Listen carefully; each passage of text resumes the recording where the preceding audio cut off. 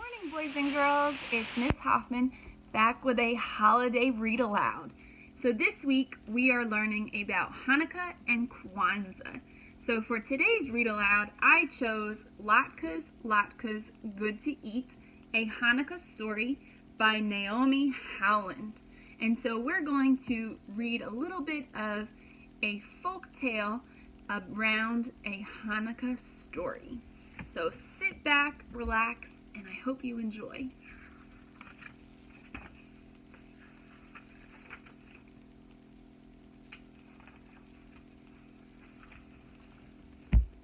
Once on the outskirts of a tiny village, a girl named Sadie lived with her 4 little brothers, Herschel, Hillel, Chaim, and the baby Max. Their mama lived there too, but she was always away helping Aunt Rose with her new baby. The family was so poor that the one coin in Sadie's purse never had another coin to keep it company. Their house was so drafty, the wind whistled through it like a train going to Moscow, and they were always hungry.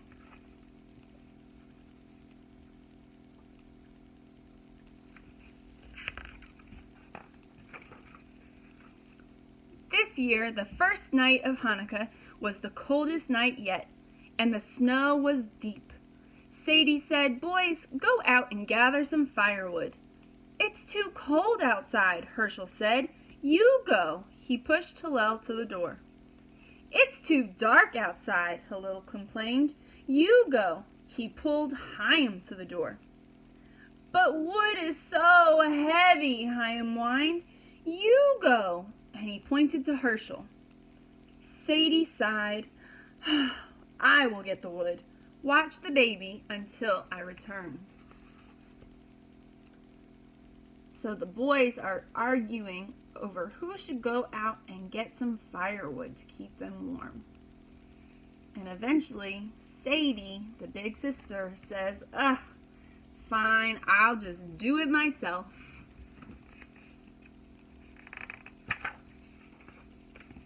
Sadie's boots sank into the new snow. She walked from tree to tree, picking up fallen branches.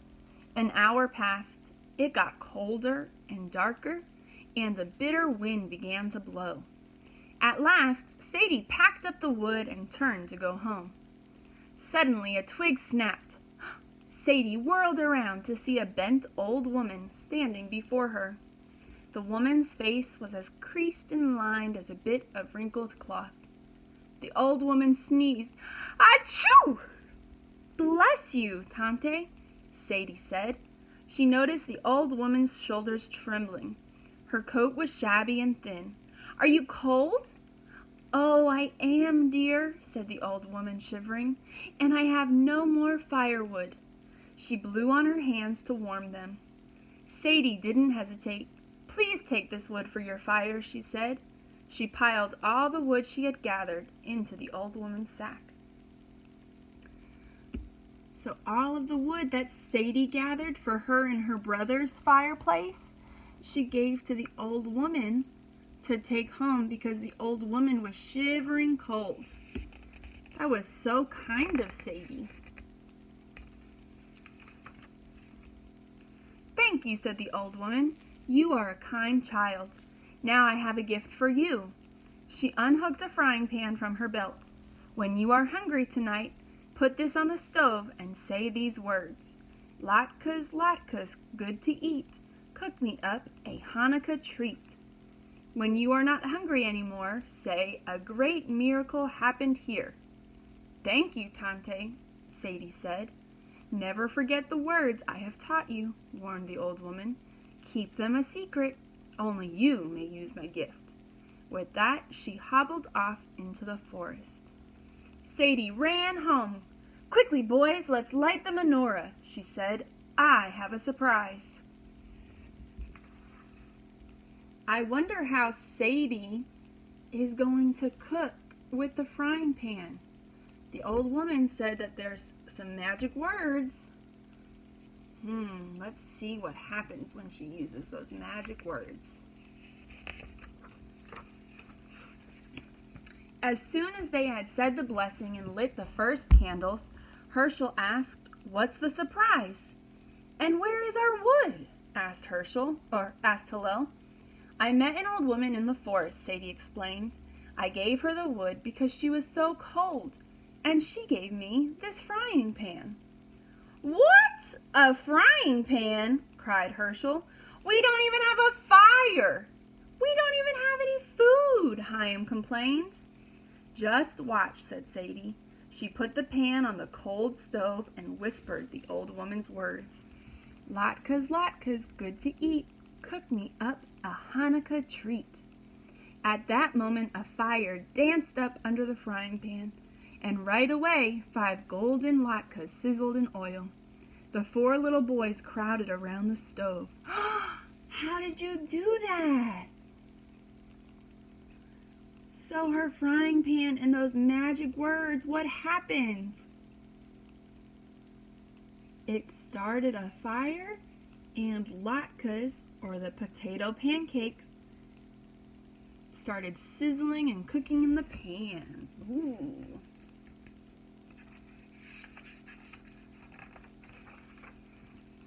"The old woman told me not to tell," answered Sadie. As soon as she put the latkes on their plates, another 5 latkes sputtered in the pan. "Can I try?" asked Hillel. "No, let me." Chaim pushed his brothers aside. "No," said Sadie, "only I can use the frying pan." When the plates were heaped high with latkes, Sadie whispered, "A great miracle happened here," and the magic frying pan stopped cooking, just like that. They ate and ate until their stomachs were full. The next night, after Sadie and her brothers lit the menorah, Sadie set the frying pan on the stove. In a hushed voice, she repeated the words, "Latkes, latkes, good to eat. Cook me up a Chanukah treat." Immediately a fire glowed under the pan where 5 delicious latkes were sizzling. When the plates were heaped high, Sadie said softly, "A great miracle happened here." The frying pan stopped cooking, just like that. Uh-oh. I'm using my looking eyes, and I'm seeing that one of her brothers is using his listening ears and being sneaky. I wonder what will happen.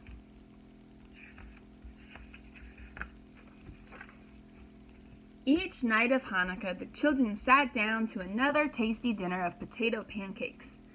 Then, the afternoon of the 8th night, Sadie put on her shawl. "I'm going to find the old woman and invite her to eat latkes with us tonight," she said. "I will cook them when I get back. Take care of the baby and be good boys. And don't touch the frying pan." All together, the brothers nodded their heads and solemnly said, "We promise." Do you think the boys are going to keep their promise? I don't know. I've got a little brother and he's kind of sneaky. Let's see.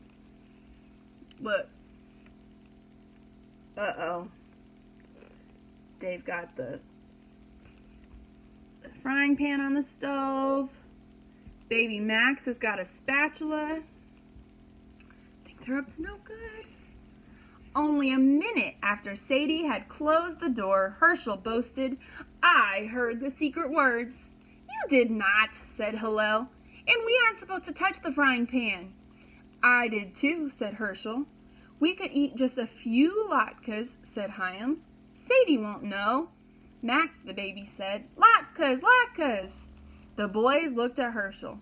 Herschel looked at the pan. "It's easy to use the frying pan," he said. "Just watch." He put the frying pan on the stove and said, "Latkes, latkes, good to eat. Cook me up a Chanukah treat." The stove lit itself with a bright flame. At once the frying pan was filled with 5 latkes, sputtering in oil. When the latkes were hot and golden, Herschel said, "Great, here a miracle happened." Were those the magic words set to stop the latkes? Oh no! The frying pan began cooking 5 more latkes with tender centers and crisp, lacy edges. "We have enough, brother," said Hillel.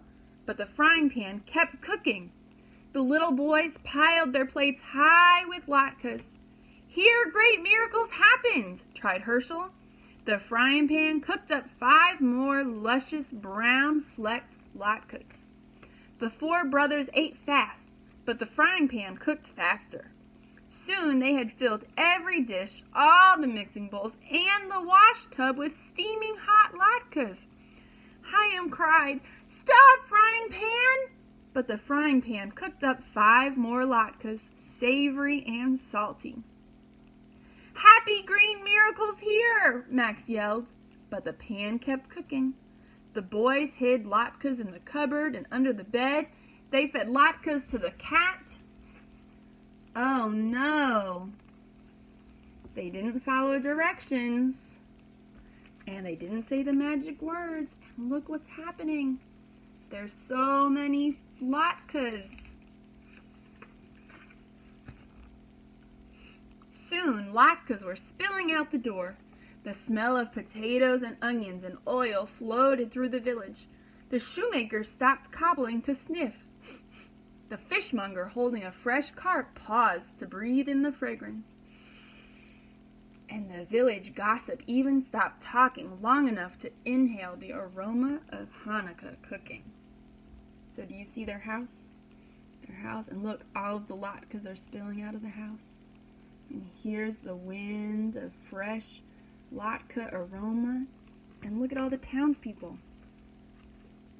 They stopped what they were doing to find out where the good smell of Chanukah treats were coming from.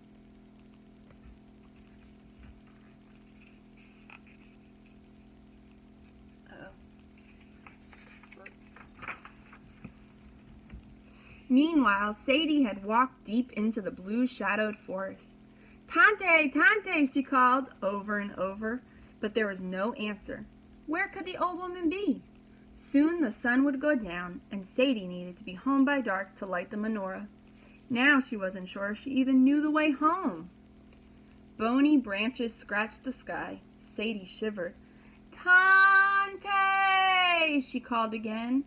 The wind whistled through the dark trees. It carried a tantalizing aroma. There was a rustle of dry leaves, and the old woman appeared. Before Sadie could say a word, the old woman held up her hand for silence and sniffed the air. Sadie, too, breathed deeply. Potatoes, onions, oil, latkes! "Oh no!" she cried. Following her nose, she began to run with the old woman close behind. When Sadie reached the edge of the village, she could not believe her eyes. Her house had almost disappeared under a mountain of latkes. She scrambled up a pile of warm latkes and looked in the window. Her brothers were standing at the stove eating latkes as fast as they could. More latkes sizzled in the frying pan. "A great miracle happened here," Sadie shouted, and the frying pan stopped cooking, just like that. Herschel, Hillel, Hyam, and the baby Max promised, "We will never touch the frying pan again." Sadie put them all to bed with tummy aches. So they went to bed with tummy aches. Why do you think they all had belly aches? Wouldn't your stomach hurt if you ate all of those latkes? Oh my goodness. And I know the oil would bother my stomach. Ooh, it would hurt so bad. But what will we do with all these latkes, she wondered. "I could carry them away," said the village porter. "I could sweep them up," said the broom seller. "We could eat them," said someone else. It was Mama, home from helping Aunt Rose. "We'll have a Chanukah feast," said Sadie. "Everyone is invited." What a party the village had that night. There was singing and dancing and dreidel playing, and of course, there were latkes.